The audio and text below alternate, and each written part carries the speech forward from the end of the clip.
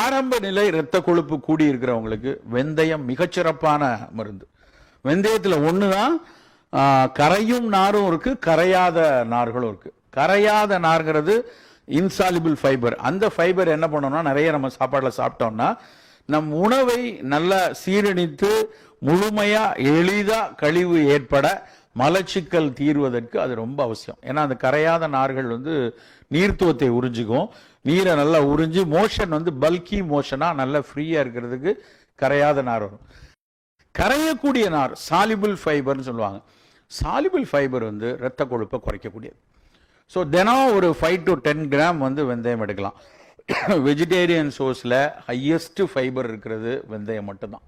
வேறு எந்த தாவர பொருட்களையும் கீரையில் இருக்கிறத விட, அதாவது பெர் 100 கிராம்ஸ் எவ்வளவு நார் இருக்குங்கிற கணக்கில் மிக அதிகமாக நார் இருக்கிற ஒரு பொருள் வெந்தயம். ஸோ வெந்தயத்தை ரெகுலராக எடுத்துருங்க. 40+ இருக்கிறவங்க, இந்த ஆஸ்துமா மாதிரி ரொம்ப மூக்கடைப்பு சளி இருக்கிறவங்கள தவிர மீதி எல்லாரும் எவ்ரிடே எடுக்கலாம். எடுக்கிறதுனால எந்த தீங்கும் கிடையாது.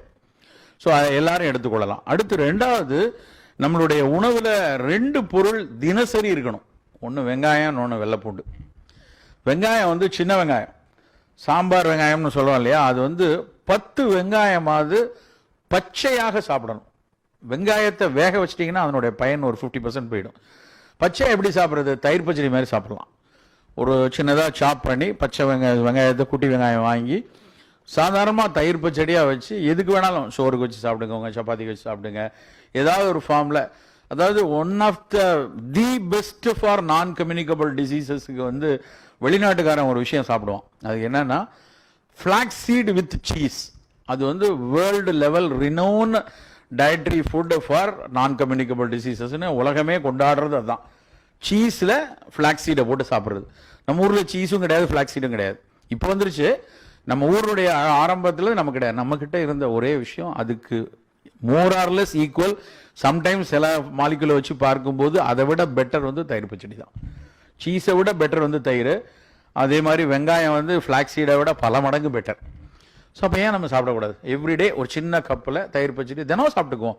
இது ஒரு பெரிய காசும் இல்லை. எதுக்கு சொல்லனா, 2800 கவுண்ட் பாலிஃபினால்ஸ் சின்ன வெங்காயத்தில் இருக்கு. தயிர் பச்சடி one of the very very important probiotic நம்ம உடம்புக்கு. தயிர் மோர் அவ்வளோ தூரம் நல்லது. ஸோ அதனால் அதை ஒன்று எடுத்துக்கலாம். ரெண்டாவது வெள்ளைப்பூண்டு. வெங்காயமும் வெள்ளைப்பூண்டும் ஒரு பிரதர் சிஸ்டர் தான், ரெண்டும் ஒரே ஃபேமிலியில் உள்ளது. ஆனால் வெள்ளைப்பூண்டை வேக வச்சு தான் சாப்பிடணும். சில பேர் பச்சையாக சாப்பிட்றாங்க, அதெல்லாம் தப்பு. வெள்ளைப்பூண்டு இதே மாதிரி 10 பல்லு கொஞ்சம் போல் அது ஈஸியில் வந்துடும். வெந்நீரில் வேக வச்சுட்டு மசிச்சு அப்படியே சாப்பிட்லாம். இல்லை குழம்புல காயில் ஏதோ ஒரு வகையில் அந்த டேஸ்ட் பிடிச்சவங்க ஏதாவது ஒரு ஃபார்மில் அதை எடுத்துக்கலாம். ஸோ வெள்ளைப்பூண்டு, வெங்காயம், வெந்தயம், இந்த 3 இல்லாமல் நம்ம உணவில் தினசரி கடக்கக்கூடாது.